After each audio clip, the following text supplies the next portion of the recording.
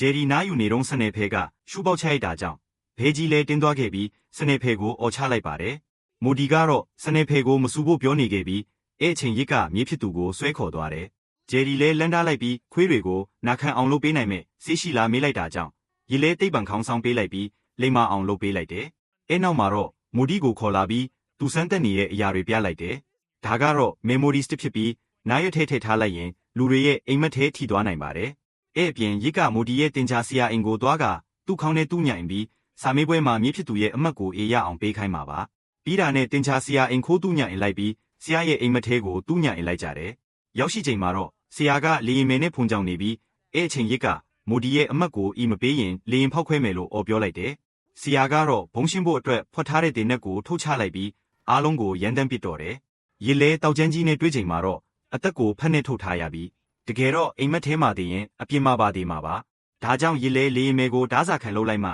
ဘေးကြီးလဲလက်နဲ့ချသွားပြီးမဲ့ပါလာတဲ့လူတွေကကြောက်လန့်ပြီးလေရင်ဘောကခုန်ဆင်းသွားကြတယ်။မြေးဖိုးတွေလည်းလေထီးပါတဲ့ကောင်မလေးကိုဆွဲဖက်ထားကြပြီးအောက်မှာတော့ချော်ရီပူတွေကစောင့်ကြိုနေတာပါ။မိုဒီလဲကြောက်နေခဲ့ပြီးအောက်ရောက်ချိန်မှာတော့ရစ်က memory stick နဲ့ကိုပိုင်အိမ်မက်ထဲကိုခုန်ကူးချလိုက်တယ်။ရစ်ရဲ့အိမ်မက်ကတော့18ယောက်ခန်းဖြစ်နေခဲ့ပြီးမြေးဖိုး2ယောက်ကွိုင်တက်နေတော့ငရဲသားရောက်လာပြီးမြောက်ခန်းထဲစက်ကိစ္စကိုမလုပ်ရင်ခေါင်းဖြတ်ခံရမယ်လို့ပြောလိုက်ရင်